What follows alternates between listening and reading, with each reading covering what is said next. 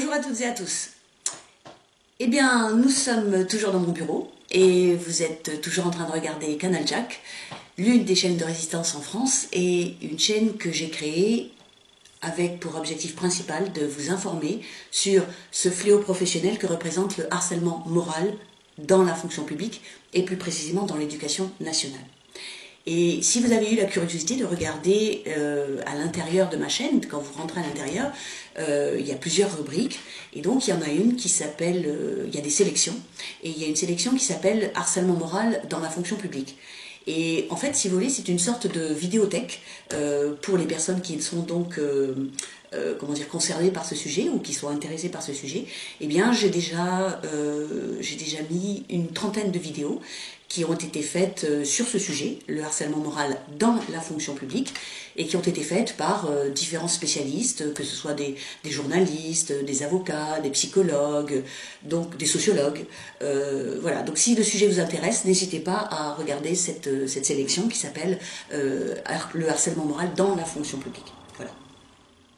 Alors, ça fait un peu plus d'une semaine que je n'ai pas fait de vidéo, que je ne me suis pas mise devant la caméra, tout simplement parce que ces derniers jours, pendant cette semaine, j'avais un gros dossier à finaliser avec mon avocate, c'est-à-dire qu'on devait déposer une requête en appel à la Cour d'appel administrative de Nancy.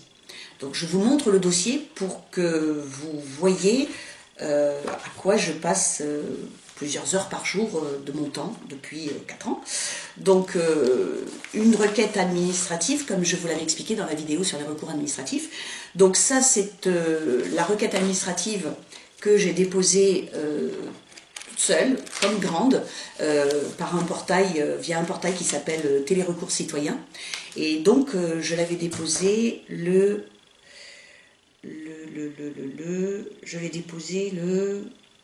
12, voilà, le 25 avril et le 12 mai 2020. Donc la requête, je crois qu'elle faisait une quarantaine de pages, une trentaine de pages, voilà, c'est ça.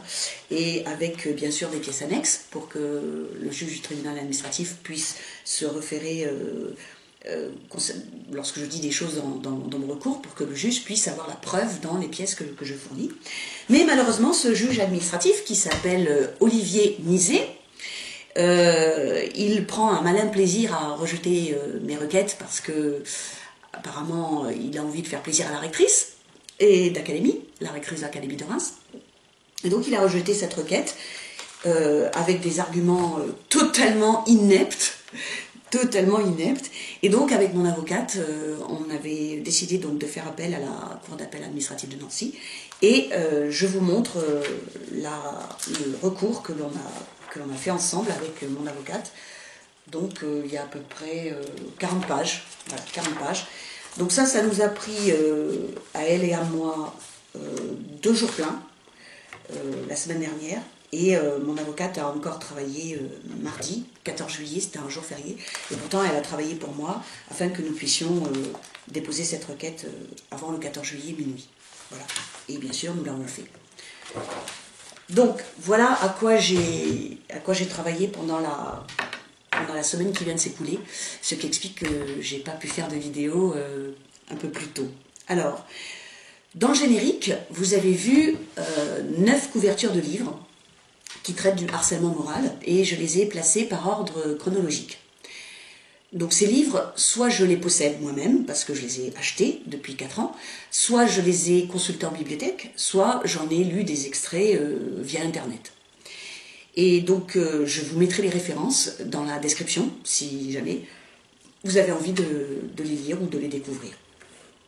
Alors, depuis que j'ai fait le premier entretien filmé avec mon ami Arnaud en Belgique le 23 janvier 2019, j'ai exposé plusieurs facettes du harcèlement moral et j'ai exposé plusieurs cas concrets de ma propre situation, puisque je combats ce fléau depuis 4 ans, depuis exactement que j'ai porté plainte le 1er juillet 2016 pour harcèlement moral contre une cheffaillonne du collège de Grand-Pré qui s'appelle Nathalie Aulas-Moffret. Et donc, plusieurs personnes m'ont dit Jocelyne, il faudrait quand même que tu fasses une vidéo qui expose clairement qu'est-ce que c'est que le phénomène du harcèlement? Alors, si vous allez regarder dans la rubrique, dans ma sélection harcèlement moral dans la fonction publique, vous verrez que il y a plein de, enfin il y a de nombreuses personnes qui connaissent bien ce domaine et qui ont déjà fait des vidéos sur YouTube. Mais j'avais quand même envie de vous présenter mon propre exposé à partir de mon expérience et à partir des documents que j'ai moi-même lus et que j'ai moi-même digérés. Donc la vidéo aujourd'hui va avoir pour but, premièrement, de vous donner un petit aperçu historique de la notion de harcèlement moral. Deuxièmement, de vous donner une définition claire des 5 caractères qui permettent de reconnaître le harcèlement moral au travail. Et troisièmement, de vous permettre de visualiser quelles peuvent être ces situations que j'ai vécues et que des milliers d'autres personnes, des dizaines de milliers d'autres personnes vivent aujourd'hui encore en France, de vous donner des exemples concrets pour que vous puissiez donc visualiser ces situations. Alors, la première chose, le premier livre que vous avez vu dans le générique, c'est celui d'un Suédois qui a un prénom allemand, qui s'appelle donc Heinz Lehmann. Donc en fait, il est né en Allemagne, mais il a travaillé en tant que professeur en psychologie pédagogique. Il a travaillé en Suède, et donc il a commencé à faire ses recherches en Suède et en Allemagne, les deux. Et puis il est devenu citoyen suédois en 1955.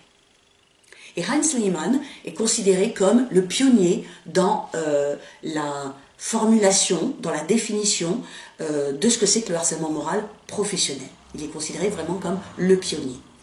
Je vais vous montrer le premier article qu'il a fait paraître dans une revue spécialisée. Donc c'était la revue européenne de psychologie au travail et de psychologie organisationnelle. Et donc cet article est paru en 1990 et il s'intitule « Mobbing and Victimization at Work ». Ça veut dire le phénomène du mobbing et le phénomène de la victimisation au travail. Donc il a utilisé dès le début ce terme de mobbing, qui est un terme anglais, parce que le mot mob, en anglais veut dire foule, et parce qu'à ses yeux, quand il a commencé à étudier ce phénomène, quand il a commencé à recevoir l'expérience de ses patients, une expérience clinique, il s'est aperçu qu'il y avait quasiment toujours un phénomène de groupe qui se mettait en place contre une personne. Voilà. Pour lui, c'était vraiment le phénomène de groupe qui était prioritaire, si vous voulez. Et donc, il a continué, après cet article paru en 1990, il a continué ses recherches et il a fait paraître en 1993, il a fait paraître en Allemagne un livre qui s'appelle Mobbing et qui a été traduit en 1996 en France au Seuil, qui a été traduit par la persécution au travail. Alors, je vais vous lire deux petits paragraphes de ce qu'il disait dans la présentation de son livre en 1993, donc quand il l'a publié pour la première fois en Allemagne. Donc voici ce qu'il dit. Par mobbing, nous entendons une situation interpersonnelle qui menace d'infliger à l'individu de graves dommages psychiques et physiques. Donc là, vous avez les deux facettes, si vous voulez, des dommages qui sont infligés à une personne par le phénomène du harcèlement, c'est-à-dire que les dommages sont psychiques et physiques. Il continue, le mobbing est un processus de destruction. Je fais un arrêt sur ce mot. Le mobbing est un processus, le harcèlement est un processus de destruction. Ce qui est visé, c'est la destruction d'une personne. Et là, j'insiste, parce que j'ai vu dans certains commentaires, encore une fois, des personnes qui n'y connaissent rien et qui évidemment traitent ça par-dessus la jambe. Donc, la visée, l'objectif de ce fléau, de ce comportement, c'est la destruction d'une personne. Donc, le harcèlement est constitué d'agissements hostiles qui, pris isolément, pourraient sembler anodins, mais dont la répétition constante a des effets pernicieux.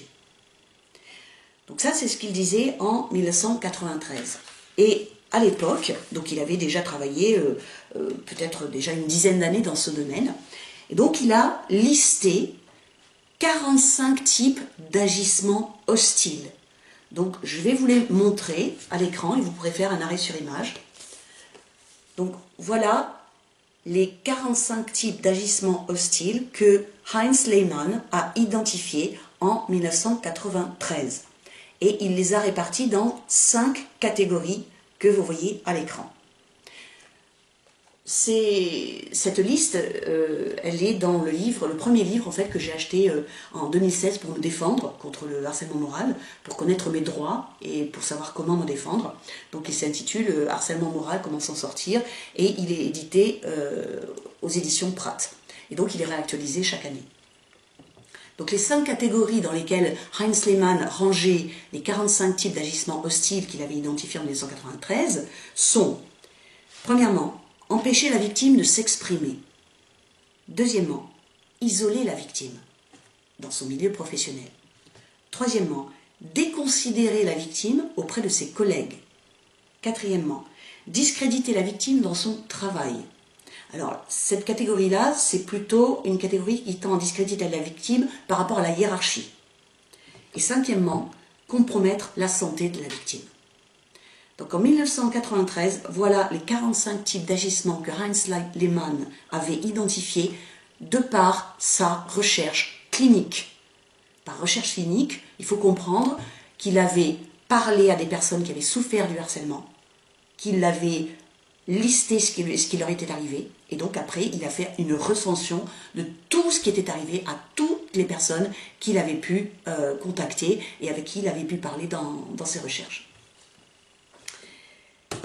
Heinz Lehmann, donc, son livre est paru en France en 1996.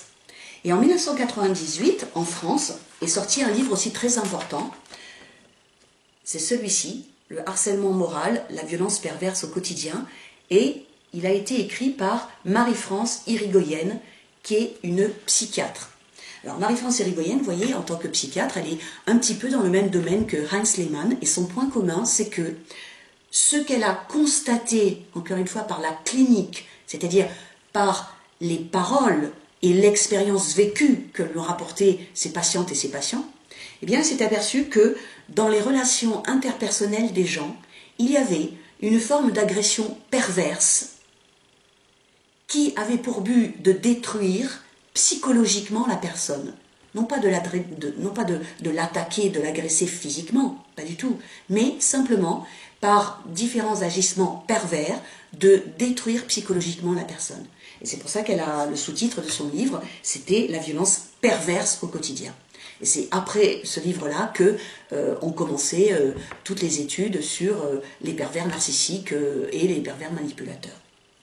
Et Marie-France Irigoyen, donc, après l'immense succès qu'a eu son livre en 1998, eh bien, elle a continué donc son travail et elle s'est justement aperçue que on pouvait retrouver dans le milieu professionnel, on pouvait retrouver le même type d'agissement pervers et de violence psychologique. Et je vais vous lire une petite remarque qu'a dite Marie-France Irigoyen en 1999. C'est dans un entretien paru dans le Nouvel Observateur dans la semaine du 21 au 27 janvier 1999. Et c'est éclairant ce qu'elle dit parce que très souvent, enfin, les personnes qui ne connaissent pas ce que c'est que le harcèlement s'imaginent que les victimes sont généralement des personnes faibles qui ne savent pas se défendre. Eh bien, c'est tout le contraire. Et voici donc ce que dit Marie-France Irigoyen. On s'attendrait à ce que la personne harcelée, ce soit une personne fragile, un souffre-douleur désigné, en quelque sorte. Eh bien, pas du tout. Les harcelés sont généralement des grandes gueules ou, pour le moins, de fortes personnalités. Il se trouve que c'est mon cas. Et très fréquemment, des gens qui s'investissent dans l'écoute de l'autre. Des délégués du personnel, des infirmières, des médecins, des hommes de communication. Personnellement, étant donné que je suis enseignante, je m'investis dans l'écoute des élèves. La victime, c'est en fait bien souvent celle ou celui qui résiste Et si vous vous rappelez, dans une de mes vidéos, justement, je disais que j'avais très tôt porté le gilet jaune en janvier 2019 parce que je voulais résister justement aux inégalités de richesse et aux abus de pouvoir qui tentaient de réduire à néant les classes populaires, voire les classes moyennes. Donc la victime, c'est en fait bien souvent celle ou celui qui résiste, notamment à ses collègues. Cas très fréquent, c'est pas moi qui le dis, c'est Marie-France Irigoyen, une personne qui résiste notamment à ses collègues, mais aussi à son supérieur hiérarchique, ou encore à la pression de ses subordonnés. Donc, je vous cite cette remarque de Marie-France Irigoyen, encore une fois, pour faire écho à ma situation personnelle, puisque depuis 2016 que j'ai acheté le premier livre, donc le harcèlement moral, comment s'en défendre, j'ai petit à petit compris qu'effectivement, si j'avais été victime de harcèlement, d'abord celui d'une cheffaillonne et ensuite celui d'une cabale diffamatoire, eh bien c'est parce que, oui, j'ai une forte personnalité, oui, je résiste, et oui, je ne me laisse pas soumettre à des ordres stupides ou imbéciles. Voilà. Donc en 1998 paraît le livre de Marie-France Irigoyen. Et en 2000, un document très important a été édicté par le Conseil de l'Europe en France. C'est donc une directive du 27 novembre 2000, directive 2000-78-CE. Cette directive a pour objet de créer un cadre général en faveur de l'égalité de traitement en matière d'emploi et de travail. Donc, les directives européennes ont ceci de formidable, à mes yeux, c'est qu'elles sont obligatoirement transposables dans la législation des États membres. C'est-à-dire que quand une directive européenne est prise au niveau européen, eh bien tous les États membres ont l'obligation, dans un délai de quelques années, ont l'obligation de transposer cette directive dans leur droit national. Par exemple, puisque je me revendique comme lanceuse d'alerte, en mai 2019, je crois, de l'année dernière, eh bien, il y a eu une directive très très importante qui a été adoptée au niveau européen, qui est la directive de protection des lanceurs et des lanceuses d'alerte. Et cette directive doit être transposée dans le droit français. Et j'ai contacté un député qui en a fait en quelque sorte son cheval de bataille, et je compte bien profiter de la période où cette directive va passer à l'Assemblée nationale pour être transposée, pour faire entendre aussi ma voix. Donc, le 27 novembre 2000, cette directive a été prise pour créer un cadre en faveur de l'égalité de traitement des travailleuses et des travailleurs en matière d'emploi et de travail. L'un des buts principaux de cette directive était notamment de prohiber toute forme de discrimination. Mais cette directive, en 2000, a aussi permis de mettre en lumière le phénomène du harcèlement professionnel. Puisque une personne qui est harcelée sur son lieu de travail, en général, soit par un ou deux ou trois cheffaillons, soit par un groupe de collègues, eh bien cette personne, forcément, n'est pas à égalité avec les personnes qui la harcèlent. Et donc, cette directive qui date de 2000 et qui devait être transposée en France, a été suivie par un rapport du Conseil en 2001, un rapport du Conseil économique et social, donc qui est paru en 2001, et qui a été rédigé par un monsieur qui s'appelle Michel Debout.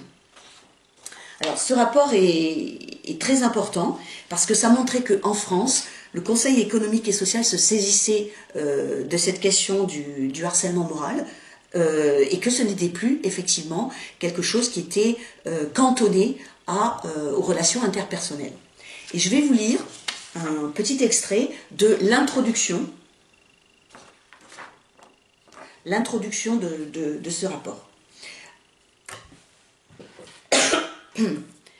C'est pourquoi il est intéressant d'observer dans le même moment, c'est-à-dire en ce moment, dans le début des années 2000, début du XXIe siècle, il est intéressant d'observer l'émergence d'une préoccupation forte, largement ressentie dans les milieux professionnels et reprise par les médias. Il faut comprendre ce que veulent dire les mots. Largement ressentie dans les milieux professionnels, cela veut dire que les personnes harcelées commençaient à médiatiser leur souffrance.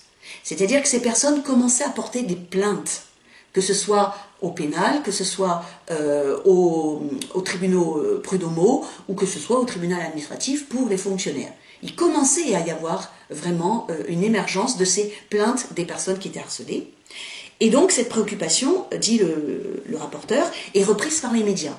Et ça, c'est très important aussi, parce que vous savez bien qu'un phénomène social, s'il est invisibilisé dans les médias, il ne peut pas avoir une très grande audience. La persécution au travail, selon le titre du premier ouvrage publié sur le sujet, celui de Hans Lehmann. Cette persécution renvoie en quelque sorte, écoutez bien la suite, cette persécution renvoie en quelque sorte le salarié à une situation d'esclave. D'esclave. Si vous vous souvenez, Heinz Lehmann avait dit en 1993 que le harcèlement était un processus de destruction. Et là, le rapporteur du Conseil économique et social vous dit que lorsqu'il y a un phénomène de harcèlement au travail, eh bien, les salariés ou les fonctionnaires qui en souffrent sont dans une situation d'esclave.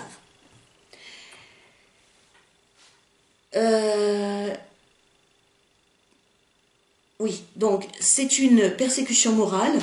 Cette persécution morale est une réalité moins immédiatement visible, plus complexe dans ce qu'elle donne à voir, qui touche la personne non seulement dans ses capacités physiques, mais aussi dans ce qui la constitue plus profondément, que l'on a donc du mal à regarder en face. Et c'est ça qui, au début, dans les premières années, a été en effet difficile à juger pour les tribunaux, c'est que les blessures psychiques ne se voient pas comme une blessure physique. Si vous agressez une personne et que vous lui portez un coup de couteau, eh bien, vous avez immédiatement une plaie et vous avez du sang qui coule. Donc c'est visible. Par contre, si vous faites subir à une personne des humiliations constantes pendant 6 mois, on va dire, et que la personne qui ne sait pas comment se défendre ne dit mot et encaisse, eh bien, vous n'allez pas voir, si vous ne voulez pas voir en plus, vous n'allez pas voir les dégâts psychiques que ça va causer à la personne. Parce que vous ne serez pas à côté de la personne lorsqu'elle rentrera chez elle et qu'elle se mettra à pleurer pendant 1 heure en se disant « qu'est-ce qui m'arrive ? Est-ce que je vais pouvoir retourner au boulot demain ?» Donc, dans les premières années, c'était difficile pour les juridictions de comprendre qu'effectivement les blessures psychologiques étaient parfois 10 ou 100 fois plus graves qu'une simple blessure physique. Très longtemps, on en a même nié l'existence sous prétexte qu'il n'y avait rien d'objectif dans ce processus, puisqu'il n'atteignait pas le corps, mais le psychisme de la victime. Mais nous savons bien, et encore une fois, cette introduction date de 2001, donc ça fait 20 ans, donc il y a 20 ans, le rapporteur le disait, nous savons bien que la violence psychique existe tout autant que la violence physique. Elle peut, de la même façon, s'observer dans ses causes et ses effets. Mais il faut d'abord pour cela en admettre l'existence. Et dans certains commentaires que j'ai lus de mes vidéos, je m'aperçois qu'il y a encore des profs qui n'en imaginent même pas l'existence. Donc ça c'était en 2001 l'avis le rapport du Conseil économique et social. Et l'ensemble de ces travaux que je viens de vous présenter a donné lieu en France à une loi très très importante, qui est la loi du 17 janvier 2002, loi numéro 2002-73.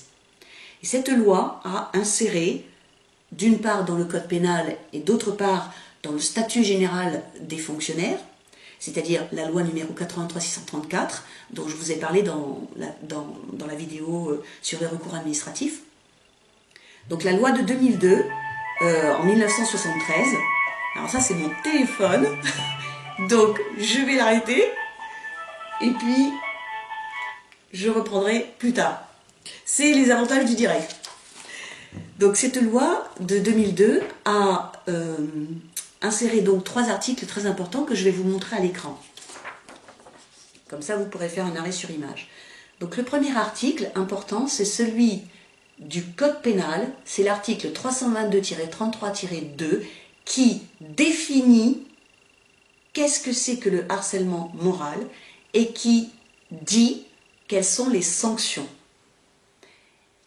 Le deuxième article, c'est l'article 6 quinquies qui a été inscrit dans la loi 83-634 au statut général des fonctionnaires et qui lui aussi définit quasiment dans les mêmes termes qu'est-ce que c'est que le harcèlement moral et comment il doit être sanctionné dans l'administration. Et le troisième article, c'est l'article 6 ter A qui parle du harcèlement sexuel au travail. Donc, ces trois articles de loi ont été créés par la loi 2002-73 du 17 janvier 2002. Et ces trois articles sont vraiment, ça fait presque 20 ans, enfin ça fait un peu plus de... Oui, ça fait presque 20 ans, ça fait 18 ans. Eh bien, ces trois articles, en fait, sont fondateurs, à l'époque, à mes yeux, ils sont fondateurs justement de l'entrée dans le 21e siècle, c'est-à-dire que le législateur, les députés, de l'Assemblée nationale ont clairement dit « Nous ne voulons pas, dans le milieu professionnel, nous ne voulons pas que certains individus s'arrogent le droit de détruire d'autres personnes pour X et X raisons. » Voilà, ça c'était le rapide aperçu que je voulais vous faire de la notion de harcèlement moral. Maintenant, je vais vous dire, très simplement, quels sont les 5 caractères cumulatifs du harcèlement, 5 caractères que j'ai tirés de ces articles et puis de la lecture d'autres documents. C'est-à-dire, ces caractères permettent de caractériser le harcèlement moral. Le premier de ces caractères, c'est un ensemble d'agissements hostiles. Un ensemble d'agissements hostiles. C'est-à-dire qu'il faut qu'il y en ait plusieurs. Alors, au début, vous vous rappelez que Heinz Lehmann en avait listé 45 types d'agissements. Donc, au début, la jurisprudence a considéré qu'il fallait en effet des agissements de nature différente pour essayer pour caractériser le harcèlement. Et puis, dans certaines décisions, les juges ont considéré qu'un seul type d'agissement était suffisant à partir du moment où il était répété. Un seul type d'agissement pouvait être suffisant et pouvait caractériser le harcèlement. Le deuxième caractère du harcèlement moral, c'est la répétition des agissements. La répétition. Et sur une période plus ou moins longue. Là aussi, au début, et peut-être les profanes encore aujourd'hui, ont tendance à croire qu'il faut une durée assez longue, par exemple plusieurs mois. Eh bien, pas du tout. Il y a eu un arrêt de la Cour de cassation Chambre sociale en 2009, le 15 décembre 2009, qui dit que même sur une courte durée, et en l'occurrence c'était sur une période de 4 ou 5 semaines, eh bien même sur une courte durée, si on arrivait à identifier des types d'agissements qui se répétaient même pendant 4 ou 5 semaines et qui avaient mis la personne en danger psychologique, eh bien à ce moment-là on pouvait considérer que c'était du harcèlement moral, donc même sur une durée assez courte. Donc ça, c'est une victoire de la jurisprudence au profit des personnes. Le troisième caractère, c'est que, étant donné que ce harcèlement moral s'exerce à l'intérieur du milieu professionnel, il est bien évident que ça va provoquer une dégradation des conditions de travail. Donc ça, c'est le troisième caractère. Vos conditions de travail, au jour le jour, sont dégradées. Et cela vous cause, bien sûr, pas mal de souffrance. Le quatrième caractère, c'est que les droits de la personne, la dignité professionnelle de la personne et son avenir professionnel sont compromis. Donc le quatrième caractère, c'est qu'il y a une atteinte aux droits de la personne en tant que travailleuse ou travailleur, il y a une atteinte à sa dignité professionnelle et son avenir professionnel dans l'entreprise ou dans l'administration où il ou elle travaille, son avenir professionnel est compromis du fait du harcèlement que la personne subit. Et enfin, le cinquième et dernier caractère, c'est l'altération de la santé physique ou mentale. Donc, altération de la santé physique ou mentale, ça veut dire que votre état de santé psychique ou psychologique se dégrade, et ça veut dire que cette dégradation, cette altération est constatée par au moins votre médecin traitant, au mieux des spécialistes divers qui vont pouvoir attester de la dégradation de votre santé. Voilà. Donc voilà les 5 caractères cumulatifs qui permettent, dans une juridiction, qu'elle soit pénale ou qu'elle soit administrative, qui permettent de caractériser le harcèlement moral. Je précise, justement, puisque je viens de dire juridiction pénale ou administrative, je précise que comme je suis fonctionnaire de l'État et que mes vidéos ont pour but essentiellement d'informer sur le phénomène du harcèlement dans la fonction publique, eh bien, je ne m'occupe pas de la façon de juger le harcèlement dans les entreprises privées, et cette façon de juger, c'est dans les tribunaux prud'homaux. Voilà. Donc ça, je n'en parle pas parce que c'est pas mon domaine, si vous voulez. Donc, nous passons maintenant à la 3e partie de cette vidéo. Pour chacun des 5 caractères cumulatifs que je vous ai exposés, eh bien, je vais vous donner des exemples concrets. Si vous vous rappelez, je répète encore, Heinz Lehmann, en 1993, avait identifié 45 types d'agissements hostiles. 45 types d'agissements hostiles. Donc là, je vais vous donner des exemples concrets de ces agissements hostiles.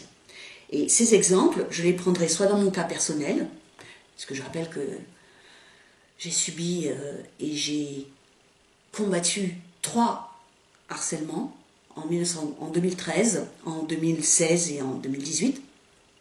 Donc soit des exemples tirés de mon cas personnel, soit des exemples tirés de situations de personnes qui m'ont contacté, ayant vu mes vidéos. Il y a déjà 5 enseignantes et enseignants qui m'ont contacté, soit des exemples tirés de la jurisprudence, c'est-à-dire des jugements rendus par des juridictions, qu'elles soient pénales ou qu'elles soient administratives. Donc, je reprends les 5 caractères un par un. Un ensemble d'agissements hostiles.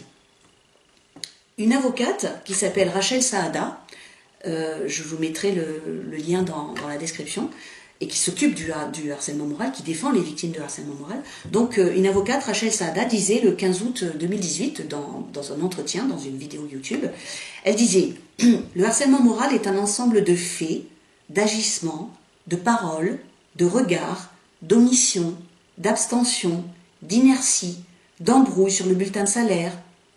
Une tonne de bricoles qui, prises isolément, sont des bricoles, mais qui, accumulées, pèsent une tonne. Ces bricoles ne constituent un délit qu'une fois assemblées. » Et dans une vidéo récemment que j'ai vue d'une psychologue espagnole, elle parlait de micro-agression. Donc effectivement, lorsque l'on considère isolément ces agissements hostiles, on pourrait en sourire. Et encore une fois, la plupart des gens qui ne connaissent rien au harcèlement moral peuvent en sourire. Mais c'est le fait que ces bricoles, ces micro-agressions s'accumulent, à ce moment-là, ça pèse une tonne et elles ont pour but de faire effondrer la personne. Donc je vais les prendre une par une.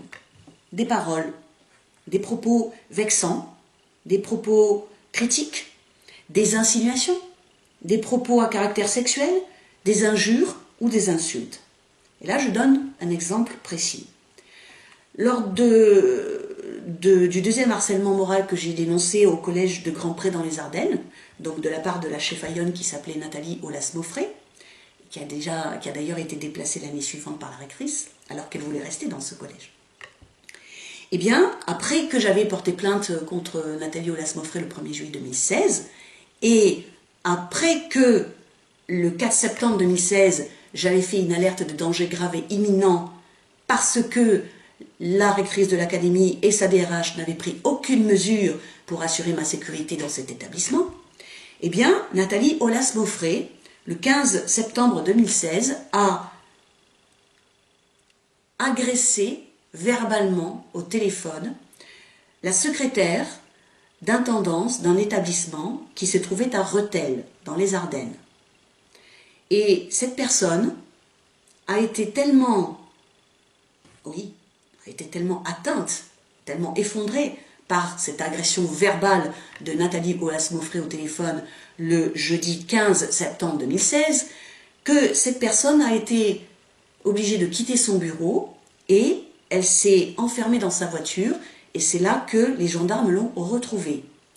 Et cette personne a eu plus de chance que moi parce que cette personne était dans le service d'une agente comptable qui s'appelle Chantal Destrumel et qui était à l'époque membre du CHSCT académique. Et Chantal Destrumel a pris très au sérieux cette agression verbale de Nathalie Aulas-Mauffret et elle a fait un signalement à la DRH du rectorat de Reims. La DRH s'appelait à l'époque Delphine Viollet-Gouda. Quand je dis que cette personne a eu plus de chance que moi, c'est que sa chef de service, donc Chantal Destrumel, a fait un signalement à la DRH et du coup la personne a pu être assistée et elle a été placée en congé de maladie.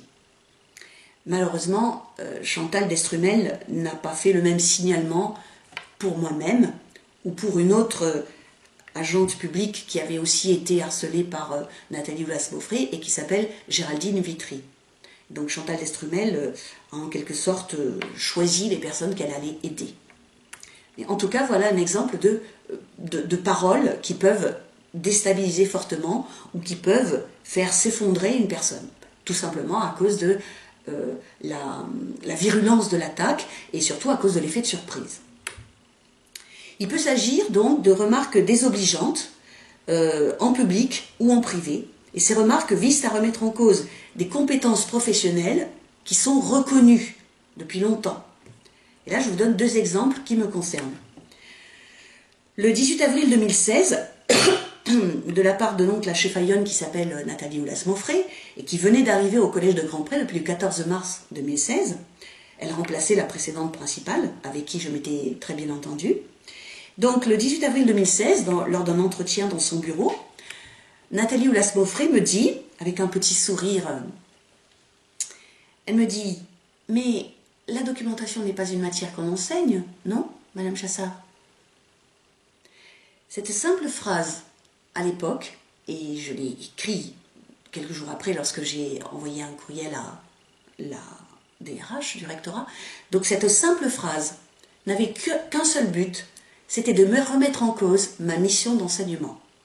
C'est-à-dire que Nathalie Aulas-Mauffret, par cette simple phrase, me déclarait la guerre en me disant « Madame Chassard, je ne vous considère pas comme une enseignante, je vous considère simplement comme une documentaliste bibliothécaire. »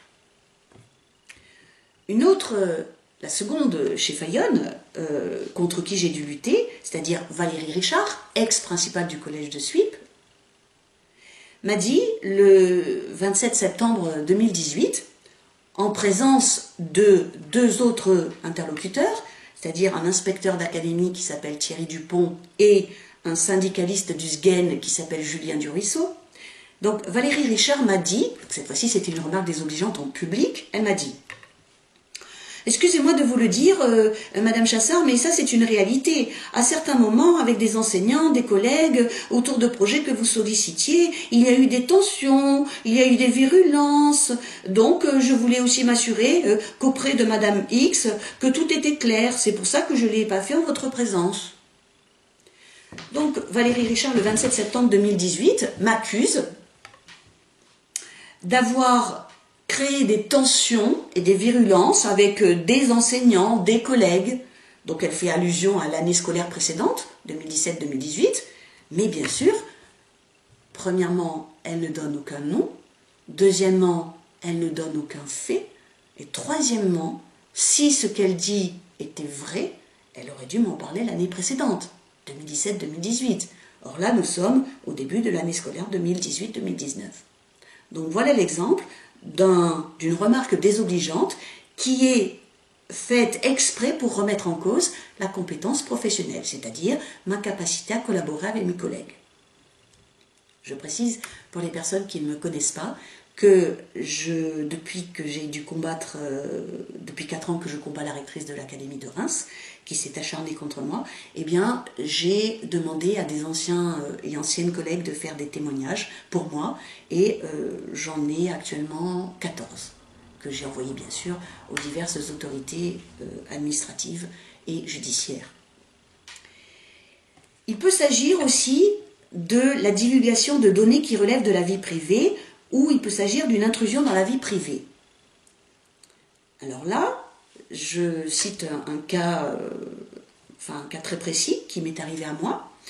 Donc en 2016-2017, après que j'avais porté plainte contre la cheffaïonne du collège de Grand Pré, Nathalie Aulas-Mauffret, et après que j'avais fait 2 alertes de danger grave et imminent, en septembre 2016 et en mars 2017, qui ont contraint la rectrice à diligenter 2 enquêtes administratives, eh bien, le 12 juin 2017, donc j'étais dans une situation administrative qui s'appelle une situation de retrait, parce que lorsqu'on fait une alerte de danger grave et imminent, on exerce aussi son droit de retrait.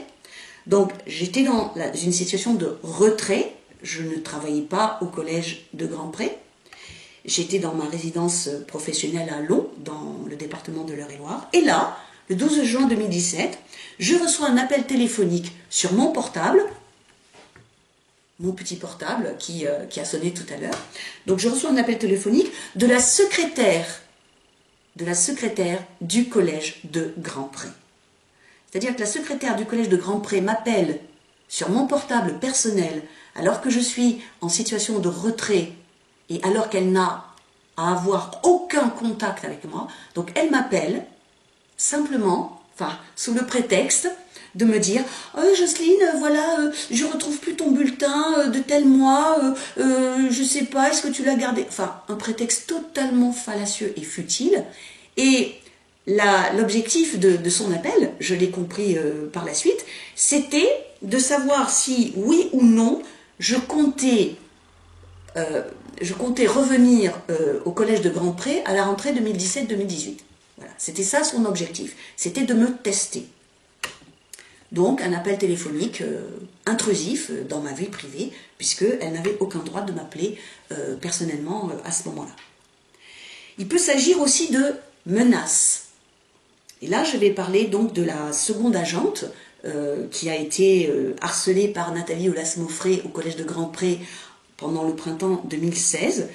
Elle s'appelle Géraldine Vitry, j'en ai déjà parlé dans 2 précédentes vidéos, lors de mes entretiens avec mon ami Arnaud en Belgique.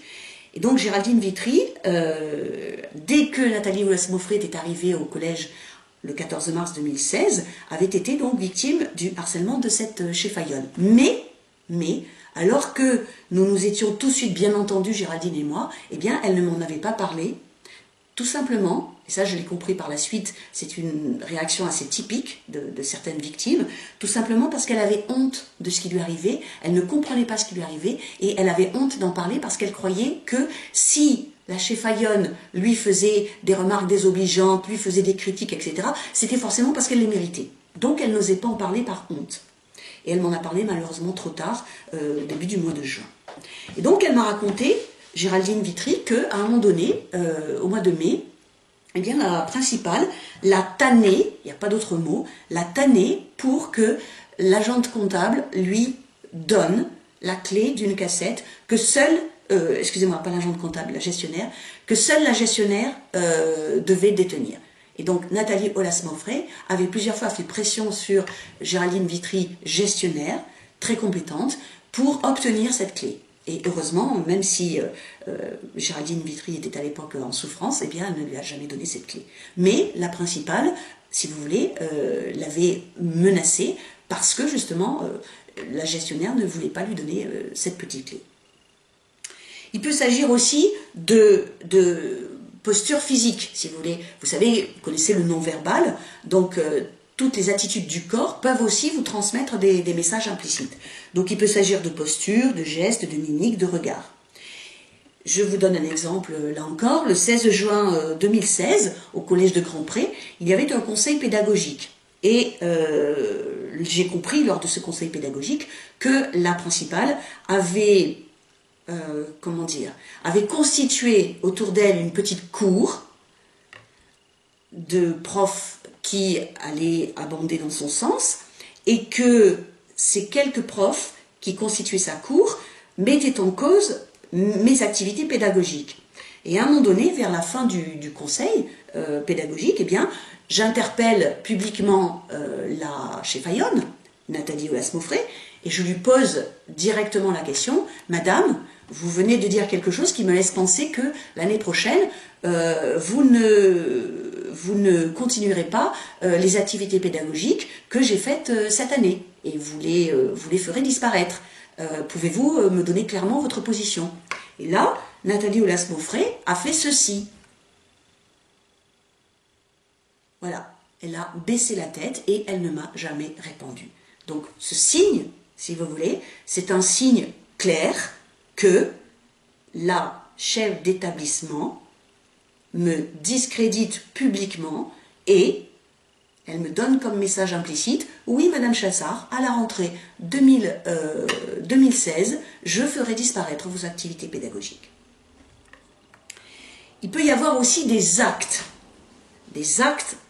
actions faites par les personnes qui harcèlent. En l'occurrence, dans mon cas, c'est encore une fois 2 chefs d'établissement. Je vais donner des exemples de 3 chefs d'établissement. Donc en 2013, en 2016 et en 2018. Donc en 2013, j'étais dans mon collège Albert Camus à Dreux. Et le vendredi 18 octobre, j'avais un cours avec des élèves de 5e. J'avais un cours de 8h10 jusqu'à 9h. Et à 8h15, le CPE rentre dans la salle du CDI où j'avais cours avec le groupe d'élèves de 5e et me dit la principale te demande. Donc j'étais très en colère déjà parce que ça voulait dire que elle sabordait mon cours. Elle aurait très bien pu me faire venir pour me parler à un autre moment de la journée où je n'avais pas cours. Donc je vais la voir, là je lui demande de quoi il s'agit, et elle me parle de quelque chose qui se serait passé ou de quelque chose que j'aurais dit quelques jours auparavant.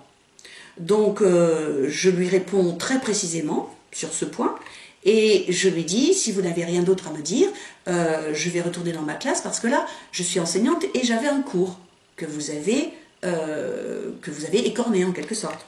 Et donc je suis repartie, j'ai retrouvé mes élèves à 8h40. Donc ça c'est un acte d'une chef d'établissement qui saborde un de mes cours en tant qu'enseignante. En 2016, donc au collège de Grand-Pré, il y a eu une semaine où j'ai été en congé de maladie parce que je luttais déjà contre le harcèlement de Nathalie Aulas-Mauffret depuis à peu près 1 mois et demi, 6 semaines, et donc à un moment donné j'ai été assez fatiguée. Et bien pendant mon absence, donc j'ai été absente à la semaine du 20 mai 2016, et bien pendant mon absence, qu'a fait Nathalie Aulas-Mauffret, ce qui vous prouve son courage? À l'extérieur du CDI, il y avait un panneau d'affichage dans lequel je mettais l'emploi du temps hebdomadaire du CDI, dans lequel je mettais la liste des 2 clubs que j'animais chaque semaine, et dans lequel je mettais la fiche des horaires d'ouverture du CDI. Eh bien, le mardi 22 mai, la cheffaillonne Nathalie Aulas-Mauffret a donné l'ordre à l'agent d'entretien, écoutez bien, elle lui a donné l'ordre de verrouiller le panneau d'affichage. C'est-à-dire que quand je suis revenue de ma semaine d'arrêt maladie, le lundi 27 mai, eh bien, je ne pouvais plus ouvrir le panneau d'affichage. Et bien évidemment, je l'ai immédiatement signalé par écrit, pour en garder une trace. Et le 3e acte que je vais vous citer, j'en ai déjà parlé dans plusieurs vidéos, c'est l'intrusion de l'ex-principale du collège de Suippes, Valérie Richard, le 14 janvier 2019, dans le CDI du collège Louis Pasteur, où j'étais en train de travailler tout à fait normalement. Il y avait 7 élèves dans le CDI. Et donc, à 15h45, la principale Valérie Richard rentre dans le CDI, accompagnée de la secrétaire générale de la DSDEN de la Marne, accompagnée du DRH du rectorat de Reims, accompagnée d'un chargé de mission auprès du DRH, et elle était aussi accompagnée, mais ils ne sont rentrés que quelques minutes plus tard, de 3 vigiles du rectorat. Et donc la principale, lorsqu'elle rentre dans le CDI, elle ordonne aux 7 élèves présents de sortir, et je me retrouve seule face à 4 individus dont je sais qui sont les représentants de la rectrice d'académie, dont je sais que la rectrice veut me dézinguer depuis déjà plusieurs années, parce que je l'ai mise en cause publiquement et par voie de presse en tant que complice de harcèlement moral, puis en tant qu'auteur de harcèlement moral.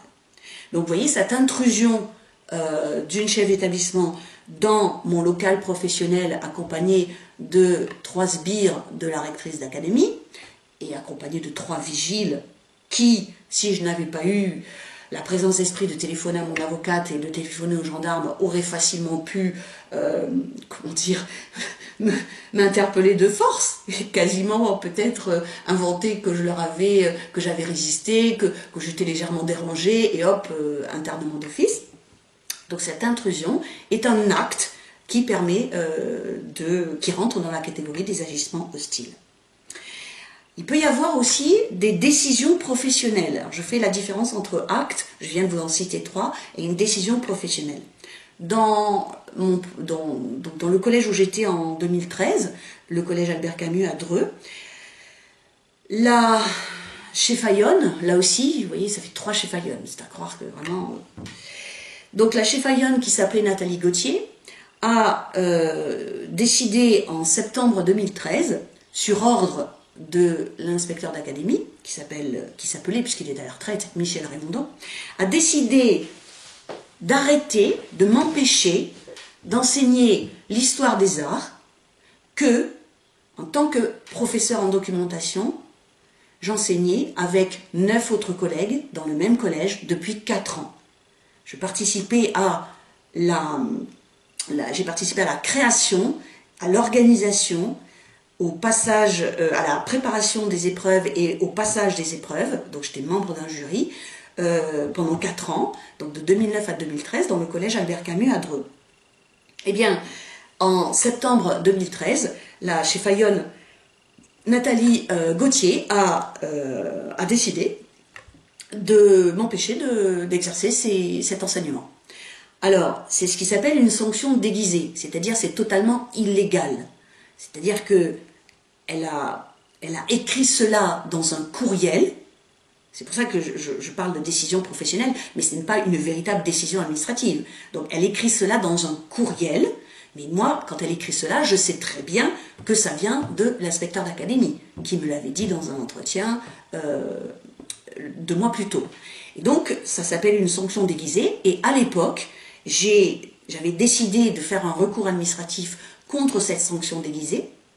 Malheureusement, comme je ne connaissais rien à l'époque au milieu des avocats et des avocates, eh bien, la première avocate à laquelle je me suis adressée était totalement incompétente et malhonnête, et elle a laissé passer le délai de recours. Mais voilà donc une décision professionnelle. Interdire à une enseignante de pratiquer une activité pédagogique que cette enseignante faisait depuis 4 ans avec succès. Il peut y avoir aussi alors là je vous parle d'agissement, d'actes, c'est-à-dire de choses qui ont été faites ou dites, mais il peut y avoir aussi des inactions, c'est-à-dire des choses que les harceleurs ne font pas alors qu'ils devraient les faire. Vous vous rappelez, je vous ai dit que Rachel Saada parlait d'omission et d'abstention. Voilà. Donc je vais en citer 2 exemples. Le premier, c'est l'abstention de la médecin conseillère technique de la rectrice de l'Académie de Reims en septembre 2016, qui s'appelait, puisqu'elle ne l'est plus, qui s'appelait Anne-Marie Cazanou.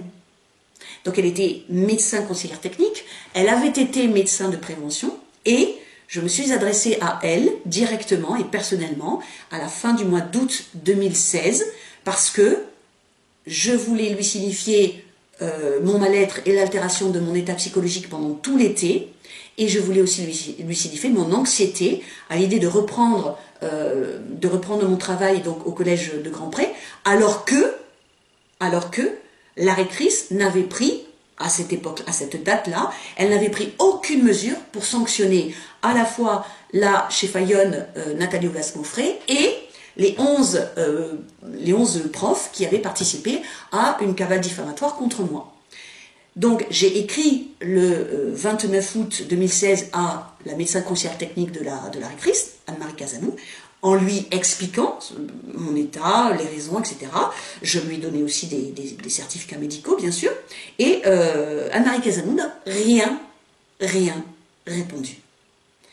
Ce n'était pas étonnant parce que l'autre agente qui avait aussi été harcelée au collège de Grand Pré, c'est-à-dire Géraldine Vitry, avait aussi cherché à contacter et à appeler à l'aide cet individu, la médecin conseillère technique, au mois de juin-juillet, et elle n'avait obtenu non plus aucune réponse.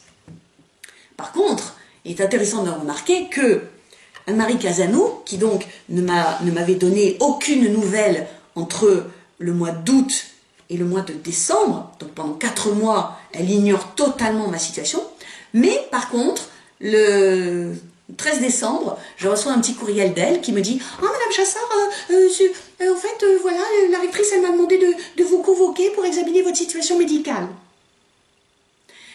Et j'ai compris tout de suite, enfin j'ai compris après, pourquoi à ce moment-là, la médecin conseillère technique de la rectrice voulait me convoquer pour examiner ma situation médicale. C'est tout simplement que le 19 décembre 2016 devait se tenir une séance du CHSCT extraordinaire pour discuter justement de la situation au collège de Grand Pré, vu que j'avais fait une alerte de danger grave et imminent.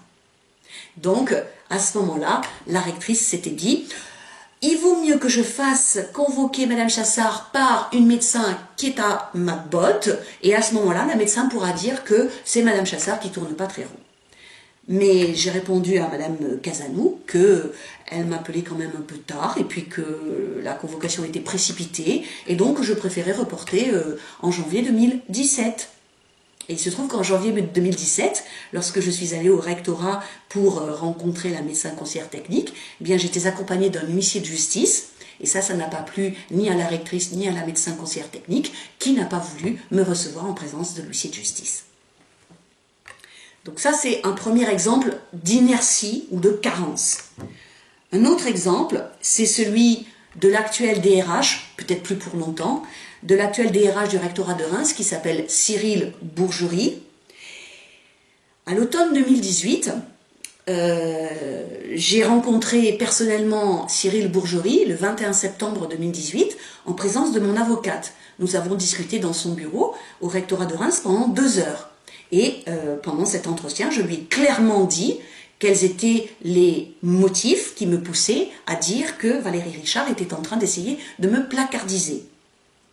Évidemment, Cyril Bourgerie a essayé de botter en touche en disant, en minimisant, en disant « Mais non, Madame Chassard, c'est bon, ne vous inquiétez pas, c'est un quiproquo, tout va bien. Madame Chassard, Madame Richard a besoin de vous, ne vous inquiétez pas. » En octobre, novembre, la placardisation devient de la diffamation et de l'ostracisation. Je porte plainte et bien sûr, à chaque fois que je riposte, lorsqu'on m'attaque, j'informe le DRH par courriel. Et j'ai bien évidemment trace de tous ces courriels, auxquels il n'a pas répondu, sauf celui du 15 novembre 2018.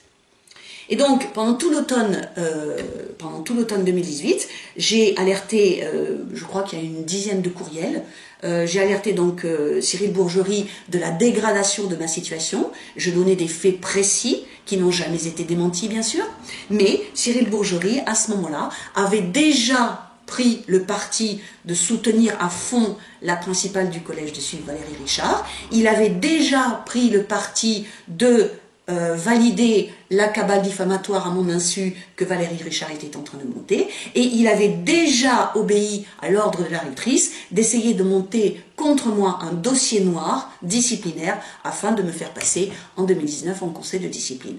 Donc Cyril Bourgerie, bien sûr, s'est abstenu de faire quoi que ce soit en réponse à mes appels à l'aide.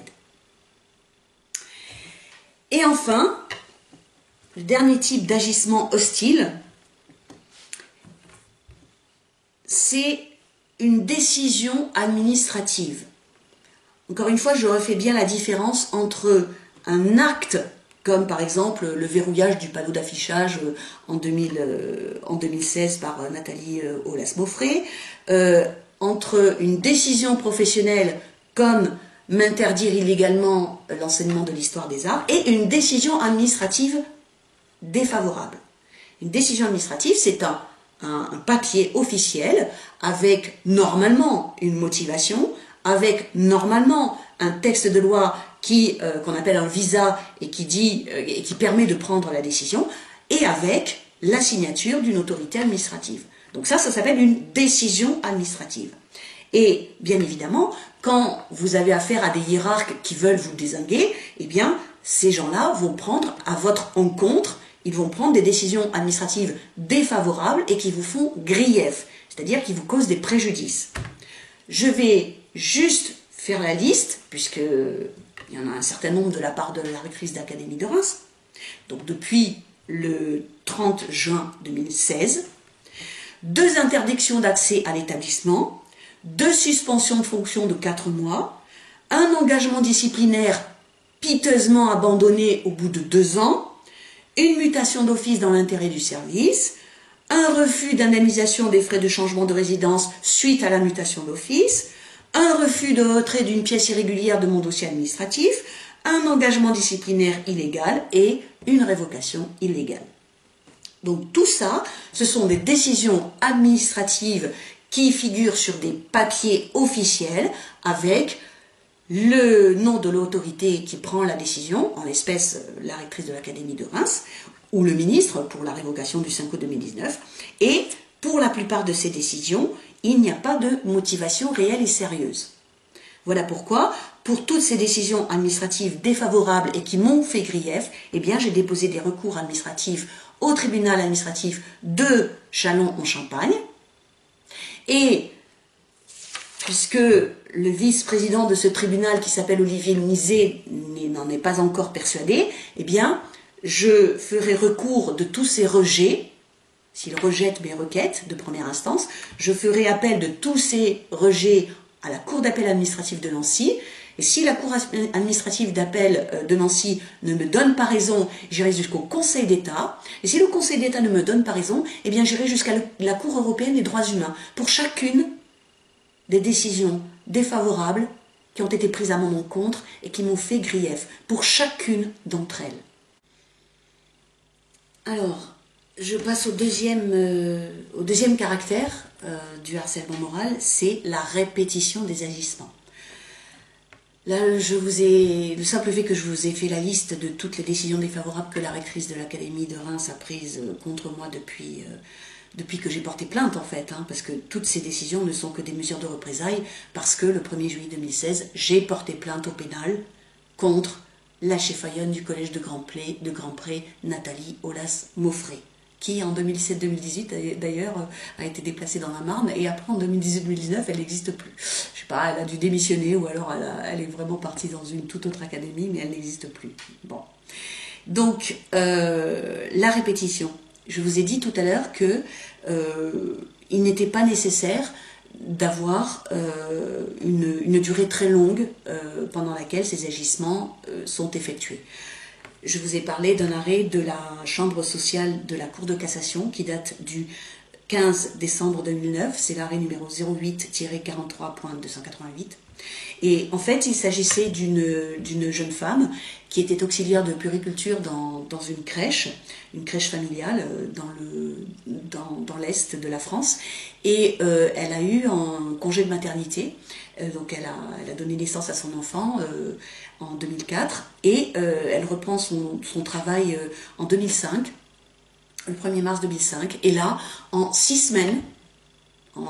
ou 6 semaines, elle se retrouve en butte à une attitude froide et méprisante de la part de sa supérieure hiérarchique. Elle est écartée des décisions professionnelles auxquelles elle devrait participer. Elle est obligée de subir un entretien humiliant qui a pour but de remettre en cause sa compétence professionnelle. Et donc elle comprend très vite que le but est de la placardiser et de la faire dégager. Et donc elle a des conséquences sur sa santé qui sont constatées par son médecin traitant. Et lorsque la chambre sociale de la Cour de cassation a jugé donc l'affaire en 2009, eh bien les juges ont considéré que même une durée de 5 semaines pendant lesquelles les agissements de harcèlement moral ont été exercés contre cette jeune femme, eh bien cette durée est acquise. Voilà. Donc c'est une décision très importante parce que justement vous n'avez pas besoin de vous dire oh là là, il va falloir que je souffre pendant 3 ans avant que mon harcèlement moral soit reconnu. Non, pas du tout. Même une durée très courte est reconnue.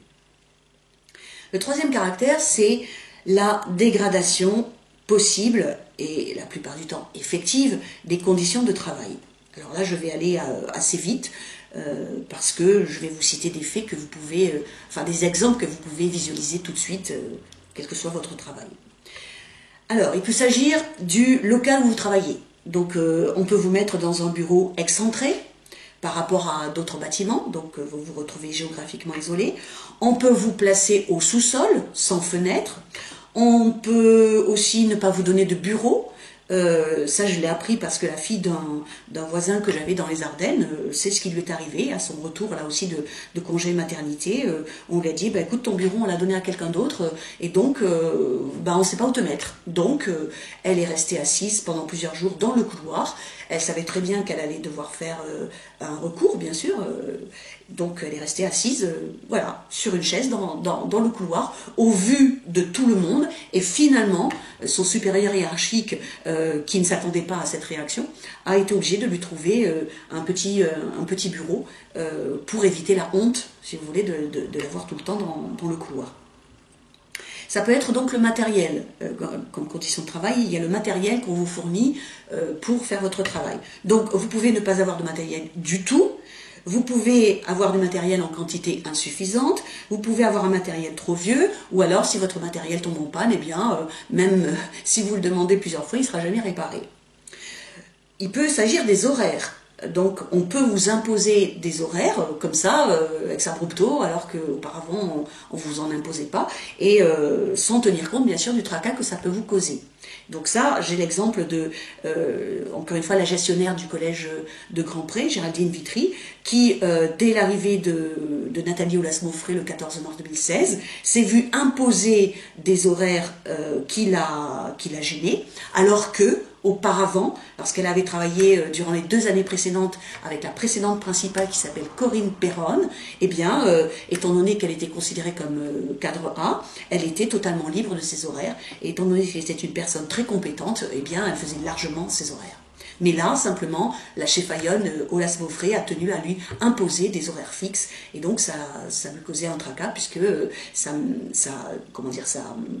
gênait l'organisation de sa vie, enfin l'organisation entre sa vie familiale et sa vie professionnelle. Il peut s'agir de la nature des tâches qu'on vous donne à faire.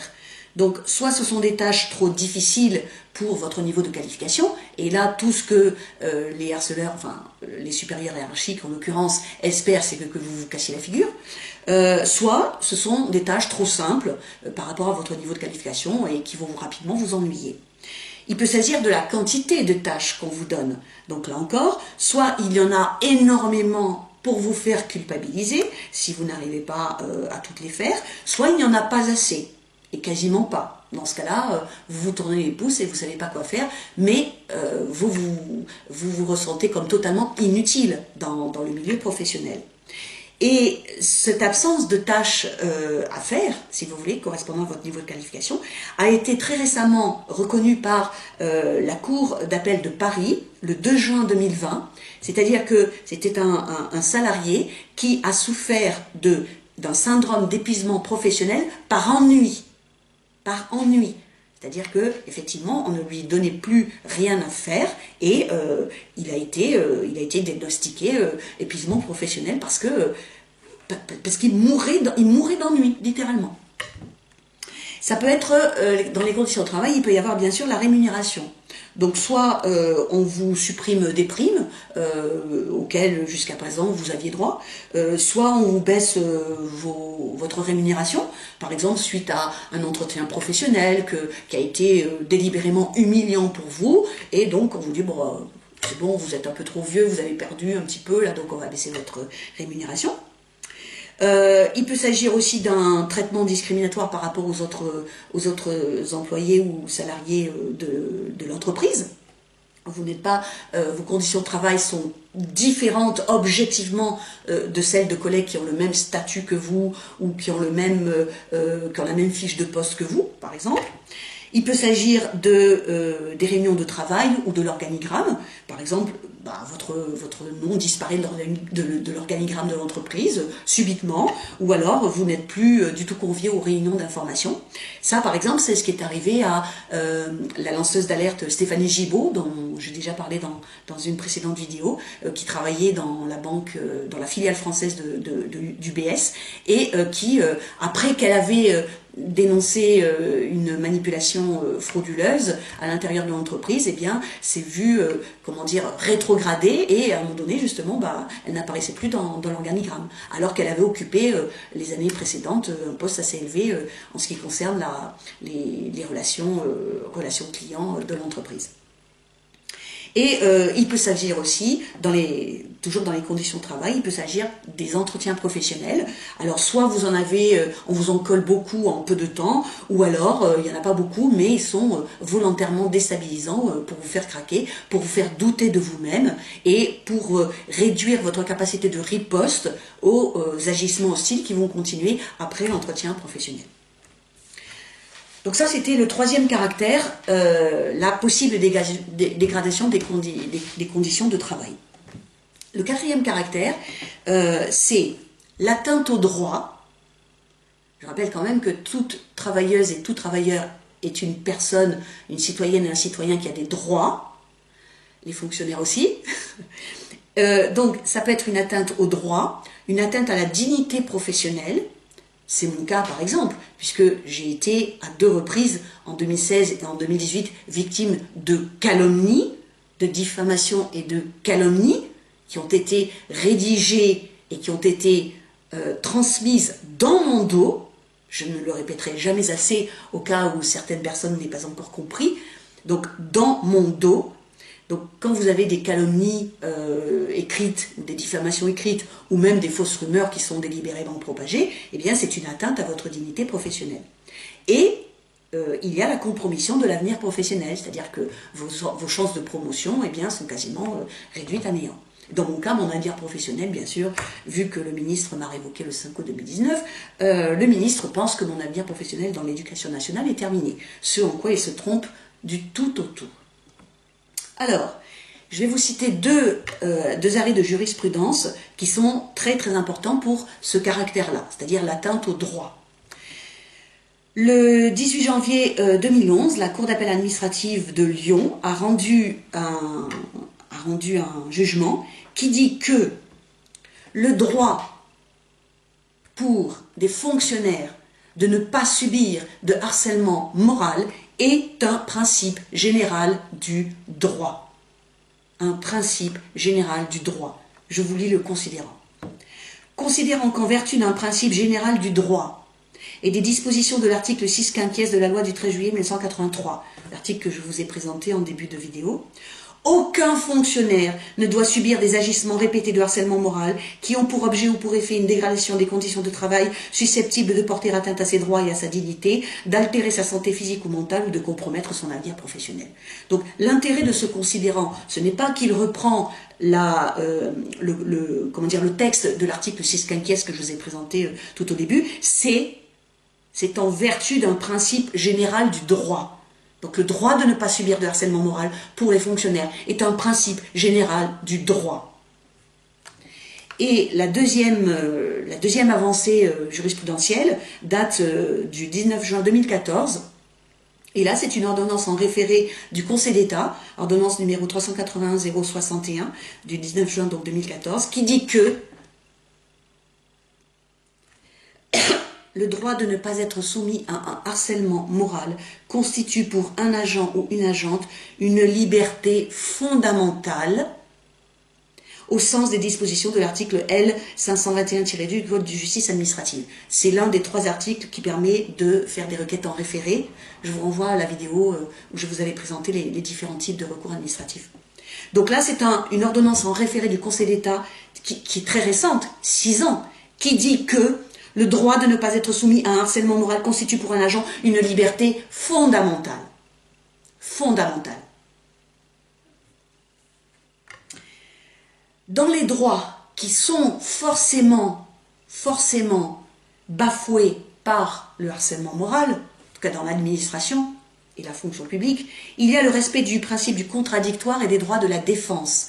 dans ma situation, dès le début, c'est-à-dire dès le mois de juin 2016, le principe du contradictoire a été délibérément violé par les autorités administratives du rectorat de Reims. C'est-à-dire que dès la semaine du 27 au 30 juin 2016, lorsque 11 personnels du collège, 11 individus du collège de Grand-Pré ont écrit dans mon dos des textes mensongers et diffamatoires, et que ces textes ont été dans mon dos transmis par la principale du collège de Grand-Pré à la DRH du rectorat de l'Académie de Reims, qui s'appelait à l'époque Delphine Vieux-le-Gouda, eh bien, c'est une violation caractérisée du principe du contradictoire. Il y a aussi une atteinte à une autre liberté fondamentale qui est la liberté de travailler. C'est-à-dire qu'en 2016-2017, j'ai été privée de ma mission d'enseignement et d'éducation pendant 192 jours.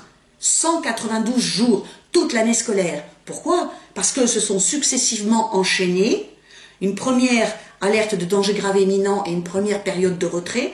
Ensuite, il y a eu la suspension illégale de la rectrice pendant 4 mois. Ensuite, il y a eu une deuxième alerte de danger grave et imminent et deuxième période de retrait.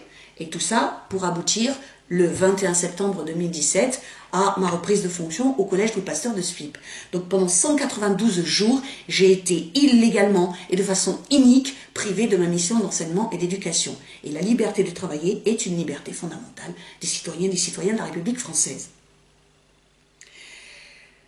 Et enfin, la compromission de l'avenir professionnel et la dignité professionnelle, comme je pense que vous l'avez compris, étant donné que j'ai été victime de dénonciations calomnieuses, de diffamation et de décisions administratives iniques comme une suspension de fonction, enfin 2 suspensions de fonction et 2 interdictions d'accès à l'établissement, eh bien ça veut dire que ma dignité professionnelle a été mise à mal. Voilà. Donc ça c'était le 4e et avant-dernier caractère. J'en arrive au dernier, la possible altération de la santé physique ou mentale. Alors là, je vais vous montrer 2 documents. Celui-ci est une plaquette d'information. Voilà, je la déroule en entier. Plaquette d'information qui a été publiée par l'Institut national de la recherche en santé, INRS. Je vous mettrai le lien vers le site de l'INRS qui traite du harcèlement moral. Alors, cette plaquette, vous l'avez vu, parle des risques psychosociaux, qu'on abrège aussi en RPS. Il faut savoir que le harcèlement fait partie des RPS, des risques psychosociaux. Dans les risques psychosociaux, il y a 3 catégories. Il y a le stress au travail, il y a la violence externe et il y a la violence interne dans un milieu professionnel. Et donc le harcèlement moral fait partie de la catégorie violence interne. Donc le harcèlement moral est un risque psychosocial. Et donc dans cette plaquette de l'INRS et dans le site internet, c'est beaucoup plus détaillé, eh bien on vous explique justement quelles peuvent être les répercussions sur la santé. Vous avez, je vous montre aussi cette plaquette-là qui est distribuée dans les gendarmeries. Donc, vous voyez, c'est l'association Mémoire Traumatique et Victimologie et c'est distribué dans les gendarmeries. Alors, ce qui est intéressant dans ce petit dépliant, c'est quelque chose que moi j'ai très fortement ressenti dès le premier harcèlement, dès la première placardisation en 2013-2014. Et je vous lis ce qui est écrit. Donc, vous pouvez vous sentir particulièrement seul, ça c'est évident. Vous pouvez vous sentir en état de danger permanent, hyper vigilant. Voilà, l'hypervigilance. C'est-à-dire que vous avez l'impression d'être obligé d'être tout le temps aux aguets. Hypervigilance. Très anxieux ou anxieuse avec des attaques de panique soudaines qui vous terrassent, des événements phobiques. Vous pouvez vous sentir irritable avec des colères explosives et très tendu. Ça, c'est quelque chose que je ressentais très très fort pour la première fois de ma vie en septembre 2013. Et la plaquette, la description se conclut par « La vie peut être devenue pour vous un état de guerre permanent sans espoir d'en sortir ». Et je vous montre à l'écran quelque chose qui est très important, puisque généralement les harceleurs essaient de faire passer ces troubles qui donc perturbent la vie des personnes harcelées. Ils essaient, pour se dédouaner, de les faire passer pour des troubles qui existaient déjà auparavant dans la vie de la personne. Donc je vous montre à l'écran, je vous le lis et je vais vous le montrer à l'écran. Il s'agit de conséquences normales sur la santé mentale, donc de conséquences normales sur la santé mentale des personnes, conséquences de situations anormales, entre parenthèses les violences, avec des troubles psychiques spécifiques comme l'état de stress post-traumatique. Donc je vous montre à l'écran cette conclusion ici. Les troubles dont souffrent les personnes qui ont été et qui sont victimes de harcèlement moral, ce sont des conséquences normales sur leur santé de situations qui, elles, sont anormales. Et l'autre document que je vous montre, il est extrait, c'est une liste de conséquences qui est extrait d'un document, une note qui a été publiée en 2004 par le ministère de la Santé. Si vous vous rappelez, 2004, c'est 2 ans après la loi du 17 janvier 2002, loi qui a inscrit dans le code pénal un article prohibant le harcèlement moral et loi qui a inscrit dans le statut général des fonctionnaires l'article 6 quinquies qui prohibe le harcèlement moral dans les administrations publiques. Donc 2 ans plus tard, le ministère de la Santé a publié une note qui s'appelait Quête pour une définition. Donc ils essayaient, ça se mettait en place, si vous voulez, à partir de toute la recherche clinique, se mettait en place une définition du harcèlement moral professionnel et de ses conséquences psychiques. Donc, je vous lis simplement, je lis ce qui est écrit parce que c'est parlant, quoi. Donc, il existe pour chacun d'entre nous des circonstances spécifiques capables en raison de leur signification de déclencher une névrose traumatique. Il n'y a pas de proportionnalité objective entre la gravité de la situation et la gravité du tableau clinique. Donc là, vous voyez, ça peut être suffisamment grave pour aller jusqu'à une névrose traumatique. Donc, il peut y avoir angoisse du patient harcelé. Donc c'est une angoisse aiguë avec des manifestations physiques. Tachycardie, donc le cœur qui s'emballe, tremblement, sueur, boule ésophagienne. Retour en boucle de scènes traumatisantes qui s'imposent au patient et les lui fait revivre. Par exemple, dans mon cas, ça a été pendant plusieurs semaines l'intrusion de Valérie Richard avec les 3 sbires de la rectrice et plus les 3 vigiles de l'équipe mobile de sécurité le 14 janvier 2019. Les attaques d'angoisse qui surgissent spontanément, déclenchées par des perceptions analogiques avec tel ou tel détail cardinal de la scène traumatique, les cauchemars intrusifs qui apparaissent, l'insomnie réactionnelle qui devient le moyen de bloquer la survenue de cauchemars intrusifs, les atteintes cognitives, c'est-à-dire des atteintes à votre capacité de raisonner. Atteintes cognitives, donc perte de mémoire, troubles de concentration et de logique. Les troubles de concentration, à l'automne 2013, automne-hiver 2013, j'en ai eu énormément et ça m'a fait vraiment paniquer parce que j'avais peur que mon cerveau ne puisse plus jamais fonctionner correctement. Les atteintes psychiques qui entraînent la perte de l'estime de soi, un sentiment de dévalorisation, de perte de ses compétences, un sentiment de culpabilité, une position défensive de justification, un effondrement anxio-dépressif pouvant mener à un état d'angoisse paroxystique à évolution suicidaire. Je n'ai pas besoin de rappeler, même aux personnes qui n'y connaissent rien, qu'il y a des personnes qui choisissent de se suicider pour échapper à l'angoisse d'être harcelées et de ne trouver autour de soi aucune aide. Les atteintes somatiques, c'est-à-dire le fait que le corps réagit par rapport à cette souffrance psychique. Donc, elles sont de gravité croissante suivant la durée de la situation. Perte ou prise de poids importante, atteinte de la sphère digestive, cardiaque et gynécologique chez les femmes, c'est-à-dire aménorrhée, donc on n'a plus de règles, métrorragie, plus grave encore, ça j'ai pas cherché ce que ça voulait dire, cancer du col de l'utérus, de l'ovaire, de l'utérus. Dans la perspective psychosomatique, la décompensation témoigne généralement de la faillite des possibilités de représentation. Bon, ça c'est trop compliqué, je laisse tomber. Par contre, je vais vous citer quand même cette explication du processus de somatisation, parce que c'est un très grand psychiatre aussi français qui s'appelle Christophe Dejour. J'ai mis dans la rubrique harcèlement moral dans la fonction publique, j'ai mis une vidéo avec Christophe Dejour, un entretien avec Christophe Dejour qui est vraiment hyper important. Donc, si ça vous intéresse vraiment, je vous invite à aller l'écouter. Donc, Christophe Dejour disait en 1993 dans un de ses livres, « La somatisation est le processus par lequel un conflit qui ne peut trouver d'issue mentale va déclencher dans le corps des désordres endocrino-métaboliques, point de départ d'une maladie organique. » Donc la somatisation, par exemple, je vous disais qu'il y avait 5 enseignantes et enseignants qui m'avaient contacté suite à mes vidéos et suite aussi aux articles qui sont parus dans la presse régionale. Et l'une d'elles, c'était une professeure agrégée d'histoire-géographie, eh bien, elle développait systématiquement, lorsqu'il y avait des accès de souffrance et de panique, elle développait de l'eczéma, par exemple. Voilà, donc ça, ce sont des données objectives réunies par le ministère de la Santé en 2004. Et quant au dépliant de l'INRS, celui-ci a été publié en 2016 et je vous invite à regarder sur le site internet de l'INRS, que je vous mettrai encore une fois en lien, je vous invite à regarder l'actualisation de cette liste de troubles physico-psychiques. Voilà.